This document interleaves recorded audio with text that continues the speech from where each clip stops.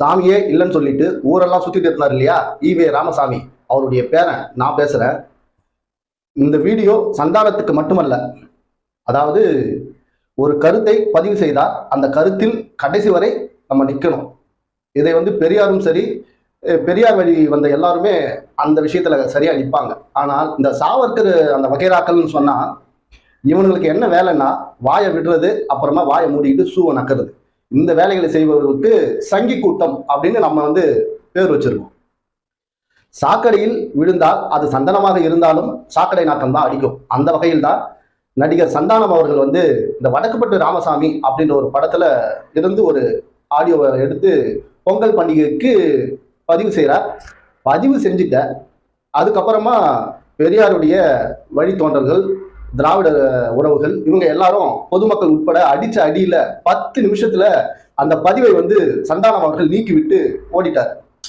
இதுக்கு பேர் என்ன சொல்லுவாங்கன்னா கிராமத்துல பேடித்தனம், கொச்சையா சொல்லலாம் பொட்டைத்தனம் அப்படின்னு சொல்லுவாங்க. இந்த வேலைகளை செய்வதற்கு பதிலாக வாயையும் அதையும் மூடிக்கிட்டு சும்மா வீட்டுல இருந்திருக்கலாம் சந்தானம்.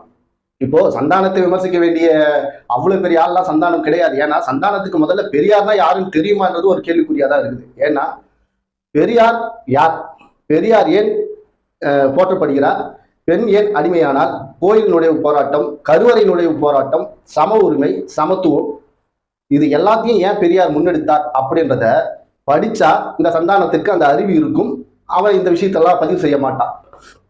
இவனுங்க சினிமாவில் பெண்களை கொச்சையாக டபுள் மீனிங்ல பேசி அதுக்கு பேர் காமெடின்னு சொல்லி இவ்வளவு நாள் வண்டியை ஓட்டிட்டு இருந்தவனுக்கு இப்போ ஜக்கிக்கு அந்த கழுவுற வேலை பார்த்துக்கிட்டு இருக்கிற அந்த பக்கி தான் இந்த சந்தானம். ஆக இந்த சந்தானத்தை பத்தி பேச நமக்கு ஒண்ணுமே கிடையாது.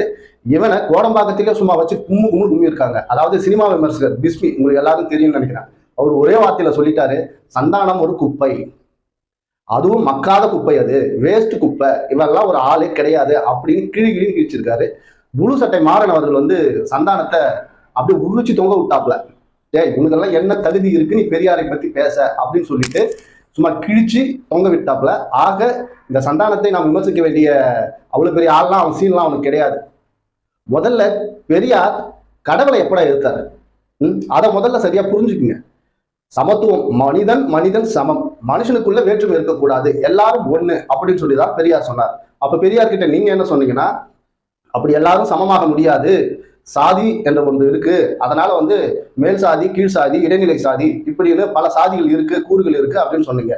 அப்போ இந்த சாதி எங்கடா இருக்குதுன்னு கேட்டப்போ இது எல்லாமே வர்ணத்துல இருக்கு, ஆகையால் இது பின்பற்றப்பட வேண்டியது அப்படின்னு சொன்னீங்க. அப்போ இந்த வர்ணம் எங்கடா வந்ததுன்னா மனு தர்மத்திலிருந்து வந்ததுன்னு சொன்னீங்க. அப்போ இந்த மனு தர்மத்தை யாரா எழுதுறதுன்னு கேட்டா இல்ல, இது கடவுள் சொல்ல சொல்ல ரிஷிகளால் எழுதப்பட்டது அப்படின்னு சொன்னீங்க. ஓ அப்படியா? அப்போ மனுஷனா ஏத்துக்கிறதுக்கே இவ்வளவு பிரச்சனை இருக்குன்னா இது எல்லாத்தையும் செய்தது கடவுள். மனிதனை படித்த கடவுளே இவ்வளவு விஷயத்தையும் பண்ணியிருக்கானா அந்த கடவுளே இல்லடா அப்படின்னு சொல்லிட்டு தான் கடவுளை பெரியார் எதிர்த்தார். இது ஆக கடவுளை எதிர்க்கிறது பெரியாரை யார் எதிர்க்கிறார்களோ இவன் எல்லாமே சாதியவாதி, இவெல்லாம் சாதியவாதி. ஆக மொத்தம் சந்தானம்லாம் அப்படிப்பட்ட ஒரு நபர் தான்.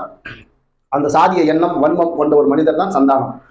இப்படி பெரியாரை ஒருத்தன் எதிர்க்கிறான்னா அவன் கடவுளை மட்டும் வச்சு முன்னிறுத்தி பெரியாரை எதிர்ப்பது கிடையாது.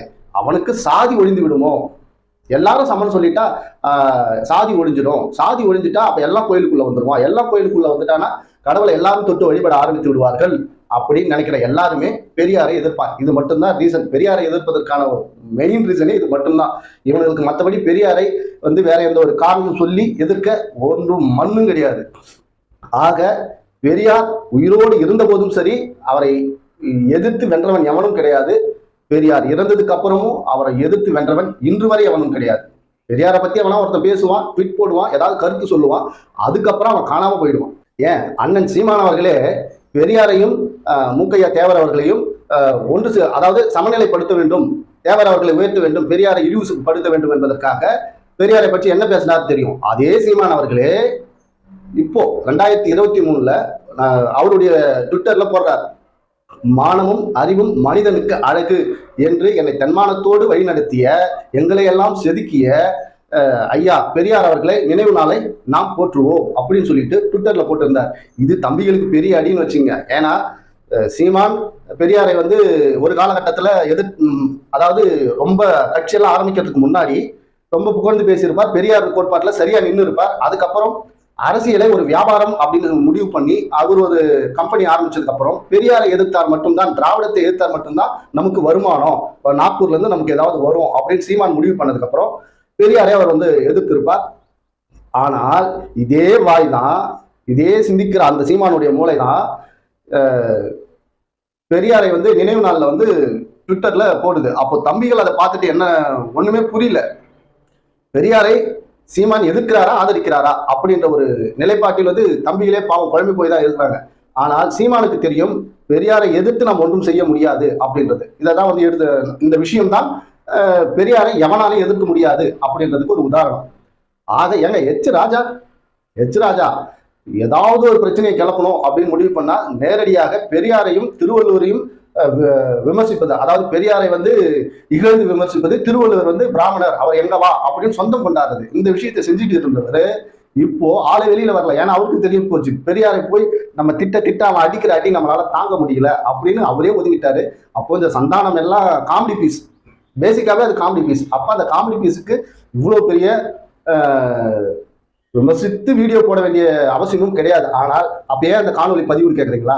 ஒரு சின்ன விஷயம், இந்த வடக்குப்பட்டி ராமசாமி படத்தை ரெட் ஜெயின் மூவிஸ் தான் ரிலீஸ் பண்றாங்க. சந்தானம் பண்ணியிருக்கிற வேலை முதலாளி அப்படின்னு சொல்லிட்டு தான் அமைச்சர் உதயநிதி ஸ்டாலின் அவர்களை இவர் கூப்பிடுவார். இப்படி முதலாளின்னு கூப்பிட்டு முதுகுல குத்தி இருக்கிற வேலையை தான் இந்த சந்தானம் பண்ணியிருக்காரு. ஆக திராவிடம், பெரியார், திராவிட முன்னேற்ற கழகம் இப்படின்னு சொல்லிட்டு கழகத்துக்காக உடன்பிறப்புகள் உழைத்துக் கொண்டிருக்கும் போது மேல இருக்கிறவங்க சரியா இருந்தீங்கன்னா கீழே இருக்கிற தொண்டன் இன்னும் கடினமாக உழைப்பான், சரியா இருக்கும் அப்படின்பதை ஞாபகப்படுத்த வேண்டும். ஏன்னா பிசினஸ்ங்க அது, இது கொள்கை அப்படின்லாம் பிரிச்செல்லாம் பார்க்க முடியாது. ஏன்னா உங்களுக்கு பிசினஸை கூட நிறுத்திடலாம், பிசினஸ் நிறுத்திட்டு கட்சி நடத்துங்க. அதுக்காக தான் உங்களை மக்கள் தேர்ந்தெடுத்திருக்கிறார்கள். எதிர்கால முதலமைச்சர் என்றே திராவிட முன்னேற்ற கழக உடன்பிறப்புகள் எல்லாரும் இப்போது ப்ரிப்பேர் ஆயிட்டாங்க. அப்போ நீங்க அவங்க வைத்திருக்கிற நம்பிக்கைக்கு நீங்கள் மிகச் சரியான மதிப்பு நீங்கள் அளிக்க வேண்டும். அவருடைய உணர்வுக்கு நீங்கள் மிகச் சரியான ஒரு உண்மையாக இருக்க வேண்டும் அப்படின்றதுதான் தொண்டர்கள் எதிர்பார்ப்பார்கள். எங்களுடைய நோக்கமும் அதுதான். ஆக தலைமை மிக சரியாக ஒரு முடிவை எடுக்க வேண்டும் இந்த விஷயத்தில், இந்த வடக்குப்பட்டி ராமசாமி இந்த ரிலீஸ்ல. ஆக நீங்க உணர்வு கொடுக்கலன்னா தொண்டன் அவன் எப்படி அதை வெளிப்படுத்துவான் என்பதை பல தேர்தல்களில் திராவிட முன்னேற்ற கழகம் கண்கூடாக பார்த்து இருக்குது. ஆக இந்த திராவிடத்தை முன்னெடுத்தது நீங்களே அதை பின்வாங்கிவிடக் கூடாது அப்படின்ற கருத்தை இங்க பதிவு செய்யலாம். ஏன்னா சந்தானம் உதயநிதி ஸ்டாலின் அவர்களுக்கு ஃப்ரெண்டுன்றதால அவருடைய படத்தை அவர் ரிலீஸ் பண்ணா பிசினஸ் வேற கட்சி வேறன்னு சொன்னா இவனும் மூடிட்டு இருந்திருக்கணும், சந்தானமும் மூடிட்டு கம்முன்னு இருந்திருக்கணும். ஆனா இவனுக்கு அப்படி இல்லையே. அவனுடைய கொள்கையை, அந்த சங்கி கொள்கையை, அவன் சாதிய வன்மத்தை வெளிக்காட்டாம வெளியே வரும்போது நீங்கள், அதாவது அவனாச்சும் ஒண்ணுமே இல்லை, நடிப்பை விட்டு அவனுக்கு வேற எதுவும் இல்லை, அவனே அவ்வளவு உணர்வோடு இருக்கும்போது நீங்கள் கட்சியினுடைய இளைஞரணியில் இருக்கிறீர்கள், அமைச்சரவையில் இருக்கிறீர்கள், எதிர்கால முதலமைச்சர். அப்படி இருக்கும்போது நீங்கள் இந்த விஷயத்தில் தொண்டர்களுக்கு உணர்வில் மதிப்பளிக்க வேண்டிய அவசியம் உங்களுக்கு நிச்சயம் இருக்கிறது என்பதை கூறி இந்த காணொலியை முடிவு செய்கிறேன். கட்சியை கைவிட்ட தொண்டை என்னைக்குமே கிடையாது, தொண்டனை கைவிட்ட தலைமை வேணா இருக்குது அப்படின்றது ஃபேஸ்புக்ல நிறைய பதிவுகள் போயிட்டு இருக்கு. அப்போ அதை சரி செய்ய வேண்டிய பொறுப்பும் தலைமைக்கு இருக்கிறது என்பதை இந்த நேரத்தில் பதிவு செய்து தொடர்ந்து நம்முடைய சேனல் கண்ணை நம்பாதே 007 ஆதரவு தாருங்கள். லைக் பண்ணுங்க, ஷேர் பண்ணுங்க, சப்ஸ்கிரைப் பண்ணுங்க, மறக்காம பெல் பட்டனை கிளிக் பண்ணுங்க. அப்பதான் நம்ம போடுற வீடியோ உடனுக்குடன் உங்களுக்கு நோட்டிபிகேஷன் வரும் என்று கூறி விடைபெறுகிறேன். நன்றி, வணக்கம்.